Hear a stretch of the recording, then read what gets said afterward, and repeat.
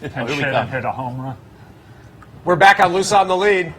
I took the lead there. I just absolutely. Went for it because Lenny I like that. I like the initiative. Lenny was that talking. Your line step? No. He didn't step. We hadn't decided. Okay. Yeah, and the potential was for there to just be dead air.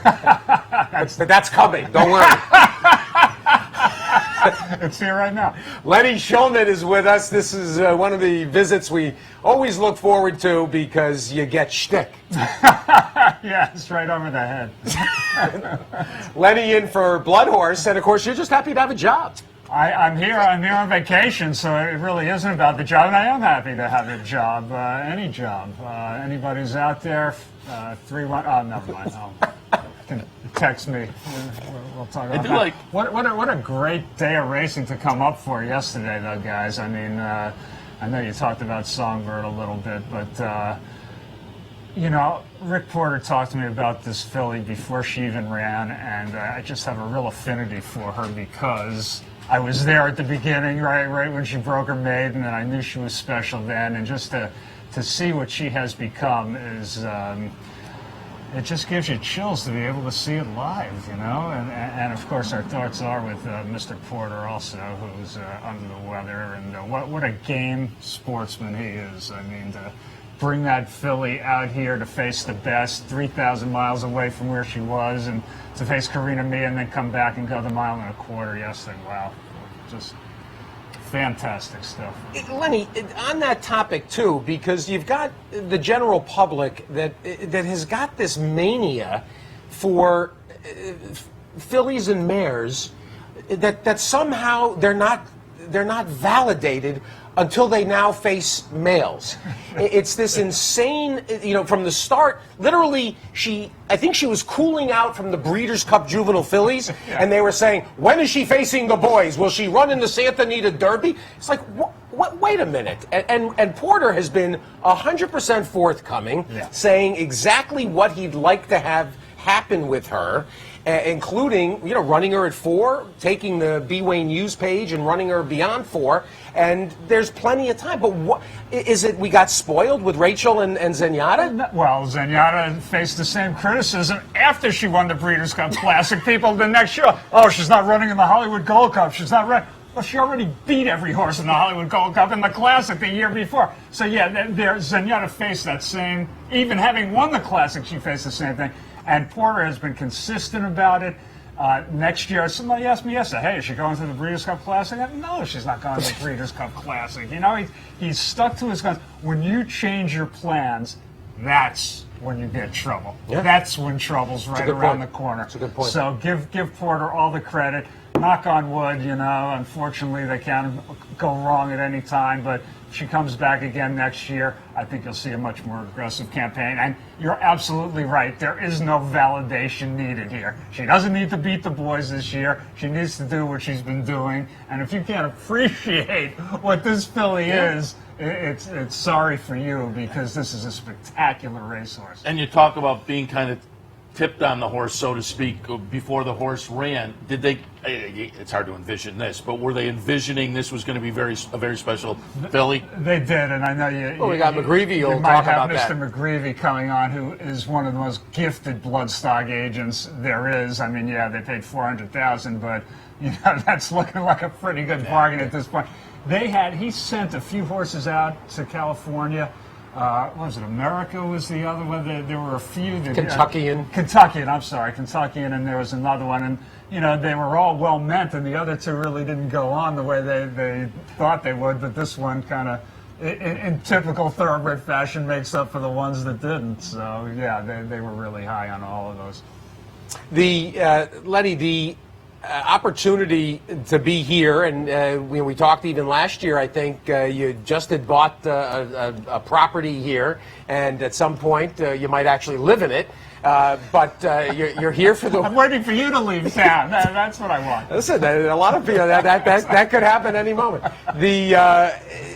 You'll be around for Travers. We'll talk about what's coming next week, but I do want to ask you about the latest horse named after Lenny Shulman. And, of course, you know, Lefty Lenny Lefty Lenny's pulling an ice wagon. Lefty Lenny, a big winner at Beulah and Thistletown, I believe, were his 2 wins. And then we had Lefty Lenny, the legend, Lenny, that's right. who ran in the same maiden race as Animal Kingdom at Keeneland. Animal Kingdom won the race. Lefty Lenny, the legend, ran 14th.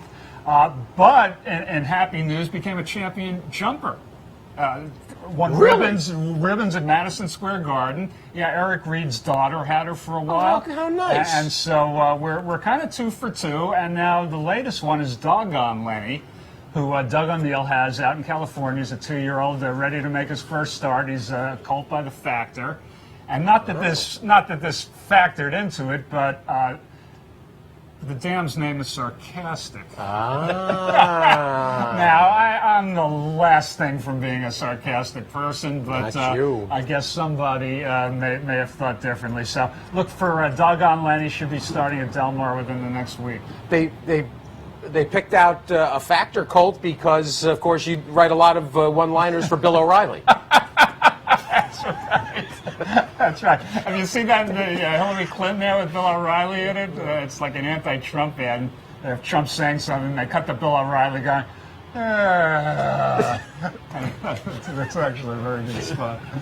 No, the Factor is going to be a win big early. hit. Win early, absolutely. Sire, it looks like, and they're very high. Doug's very high on it. And even Dennis O'Neill, who didn't pick the horse out, says, he's okay. So when Dennis says that about one he doesn't pick out, he hasn't go to the windows. Go to the windows. Hopefully the high point isn't who wins the race he runs last in. That's right. That isn't the resume highlight. There could be a Derby winner and they're coming out of that race, though, so pay attention to that maiden special weight coming up at Del Mar. And by the way, they also named one Haskin at the same time, who's a Union Rag, so apparently is... He's a 2-turn horse, as they say. Like Haskin. He moves about like Haskin. He's slow out of the gate, and and then needs to. Although you should have seen him here. You missed. Where were you, by the way, for Haskin Palooza? Yeah. Well, I'm so happy for him, and so pleased, and was so pleased to be able to write a column about it in the Blood Horse. And if anybody deserves to be in the Hall of Fame as a journalist, it's that man, and God bless him. It's a great honor and so well deserved for him. But let's face it, he doesn't move around very well, and neither does the horse named after him. I'll tell you, he moved around the buffet at the Freedbergs very, very well. There was you check with Avi and Rhoda Friedberg. They took out a loan. The smug fish disappeared exactly. like dog crap left out in the rain. Yeah, but I'll tell you, he's found a good thing over at the Freebirds there. He speaks very highly and with good reason. It's a lovely landing spot on Fifth Avenue. We're going to do a story in the Blood Horse, by the way, next year for Saratoga about all the horse people who live on Fifth Avenue, because it's backing up to the Oklahoma. The Freebergs, of course, are owners. I think they have horses with Linda Ray. Saul Kuhlman has just bought a place. Well, he owns every horse on the Oklahoma. But only one house so far. But it's early yet. Brad Weisberg is picking out houses for him that he's offering right now, actually. Brad took out a real estate license, in fact, to sell houses to Saul Kuhlman. I think Kenny McPeak is on the strip I think McPeak, he took the money. He's at Arcana right now, picking out horses at Arcana. Really? I think that's over. I think he went already. Did they sell that cheaply there? I didn't realize that. And then Jack Wolf, I believe, is on Fifth. It's an amazing little avenue. It is. It's a who's who. Yeah, it's a little too rich for me, or else I'd be looking. But you're in Stillwater. I am in Stillwater. We run deep in Stillwater. You're part of the who's who in Stillwater. I chased Skip Digsby right out of the neighborhood. Boom, 1 year, gone. I can't wait for you and the Stewarts on the corner to come in for a coffee in the morning.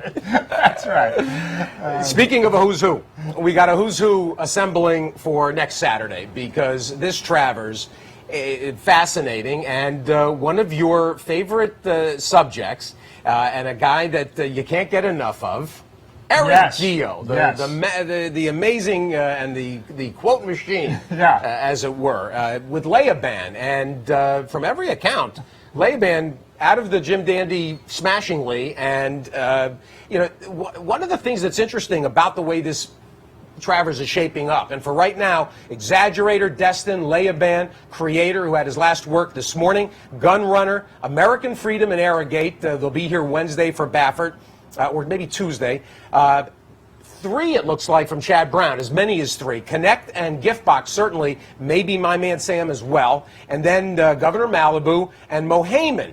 So there's, I think, 13 right there. And that's about as terrific a cast as you're going to put together. As full of feel as I can remember for Travers recently. And getting back to Gio, the quote machine, what was the line coming out of the work yesterday? He worked like a beaver building a dam on the Mississippi on amphetamines or something. I think that was the Gio quote yesterday. But don't go to sleep on this horse because he is getting better. You know, people just want to say, oh, he's a maiden, he's a maiden. Well, you know, he was a maiden for a long time, but he was also a maiden who was running in the Preakness and the Toyota Bluegrass and running representatively in those races. And he didn't look like he was backing off in the Jim Dandy at all. And if we get a California Chrome scenario where they let him go next week, look out. But one of the interesting things about the way this race is going to shape up is going to be that pace scenario, because Leoban, Gio has made it very clear that he does not have to have the lead. This is not Moreno. This is not a runoff type that if he doesn't get the lead, he's finished. This is a horse that is free running, and he will get the lead. He'll get the lead. Yeah, I mean, Eric can say whatever Eric wants to say. Maybe he doesn't need the lead, but I would be very surprised if they don't make an effort to put him on the lead. And yeah, with Baffert's horse in there, you know, it could be tough going for him there. But, you know, if you lose American Freedom out of there, I say Leoban hits the board. I mean, you know, I wouldn't go to sleep on him just thinking that the Jim Dandy was a fluke. I don't think it was. This horse has run well, and people who have seen the last 2 works are gaga over it. He's clearly improving. And we should mention the only name that's missing there, Nyquist, and it looks like Pennsylvania Derby for Nyquist. At least for now. And speaking of the Pennsylvania Derby, sudden Sam Elliott on the grounds at Saratoga. You're looking at me blankly. Sam Elliott. Sam Elliott. Win Elliott. The racing secretary at Parks. Yes. No, Nyquist is being put into the Pennsylvania. He is, and we'll see what happens if they get all 3. If Creator, Exaggerator, and Nyquist all assemble for Pennsylvania Derby, purse goes to $1.5 million. So Elliott's been out pressing the flesh, as it were. But you know, you're talking American Freedom. You're forgetting about Arrogate, you know, the Juddmonte, and then both of the horses of Chad Brown's coming out of that Curlin, and Connect. You know, Connect's another horse that was on the front end in the Curlin, but he's another horse that doesn't have to have the lead by any means. I mean, he'll be just as happy sitting behind Speed. I mean, this is going to be wildly entertaining. This will be great, and a 48-1 shot will win the race. We're waiting for some definition in that 3-year-old division. Yeah, you're probably right. It's not going to happen. And Governor Malibu, who kind of disappointed me a little last time, because I thought the trouble. I thought he was going to be 3rd in the Belmont. He ran well. Yeah, he ran very well. Got cut off at the rail, but wasn't thrilled. The race back. But he might be a nice horse that people are sleeping on. Also, and if we could move to the undercard for a second, I mean, Lady Eli.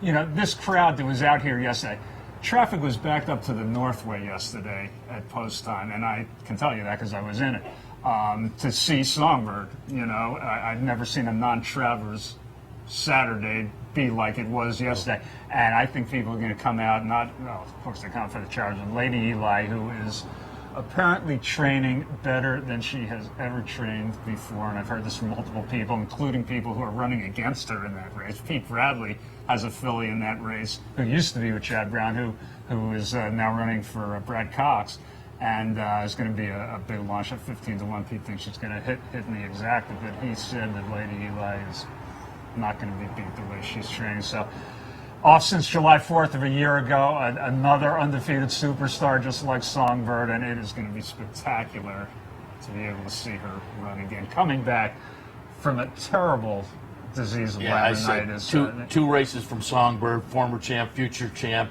Flintshire, who was phenomenal. But the story of the meet is going to be Liddy, Eli.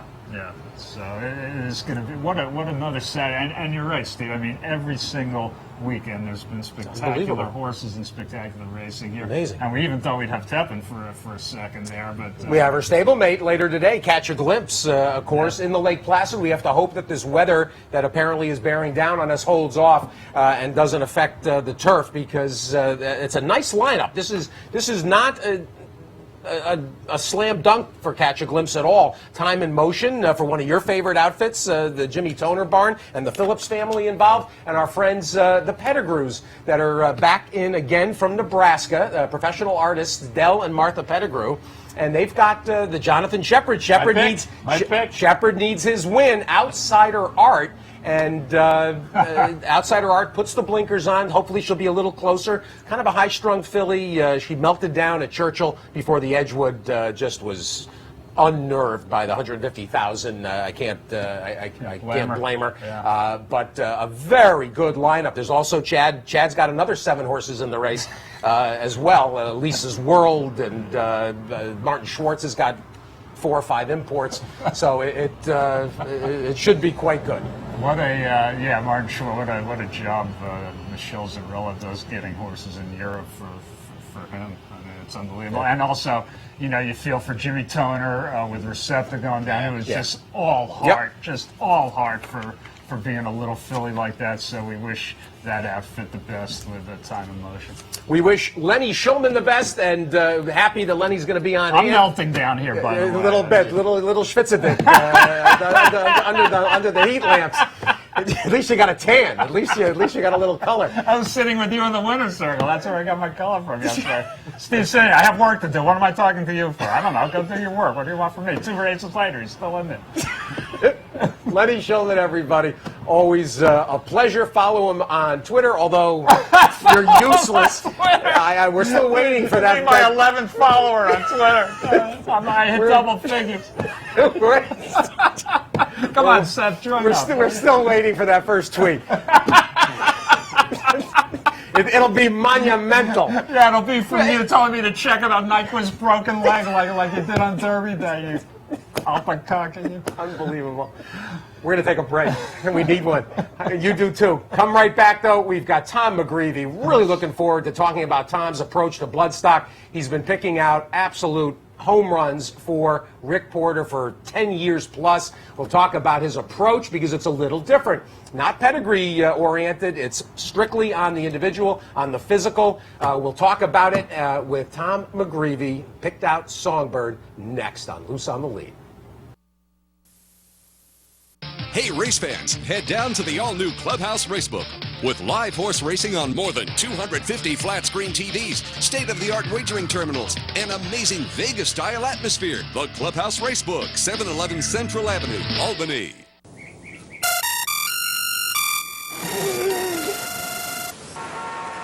Come on. I want sales reports on